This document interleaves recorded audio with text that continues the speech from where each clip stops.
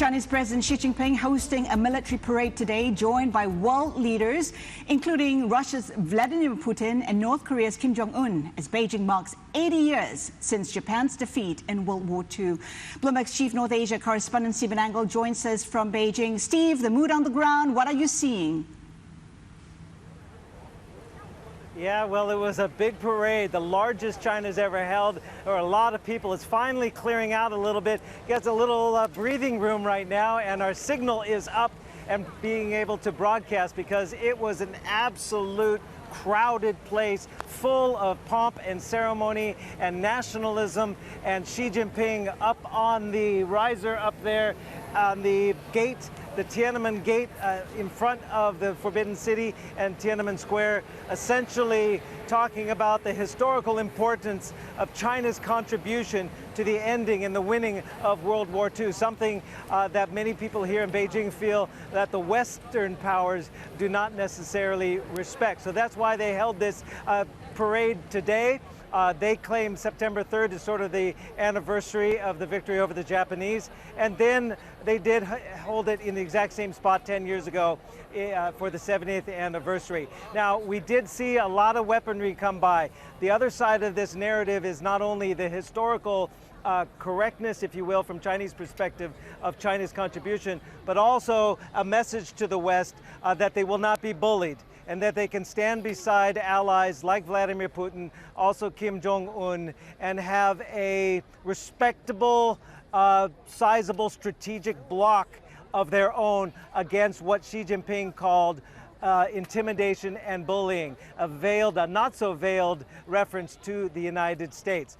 But surely there was lots of military hardware rolling past, including the latest fighter jets overhead, like the J-20A, in conjunction with the drone, the reconnaissance and strike drones that China has put lots of money into, as well as hypersonic missiles, including the Dongfeng, the DF-17, and a number of different ICBMs that have the capability to reach the United States with a range of about 15,000 kilometers or 7,500 miles. That would be the DF-41, being the latest supersonic ICBM being rolled through the streets here of Beijing.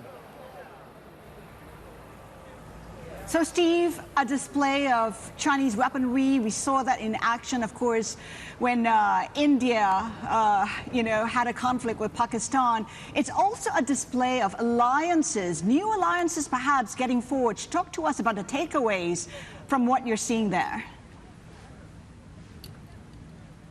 Well, surely China has modernized its military. They've streamlined it, and they've also added a lot of discipline into the ranks. Xi Jinping has gotten rid of a number of different generals, more so than any past leader since Mao Zedong. So he's trying to install discipline into the force, but he's also, through that modernization of its equipment, through hypersonic weapons and others, is to export its military expertise. It is now the fourth largest military equipment exporter to countries like Pakistan and elsewhere. So I thought it was interesting when I saw the hands clasps between Xi Jinping and Vladimir Putin and Narendra Modi in Tianjin. By the way, Modi was not here. Maybe not the best optics for the Indian leader, which espouses, of course, sort of a strategic autonomy.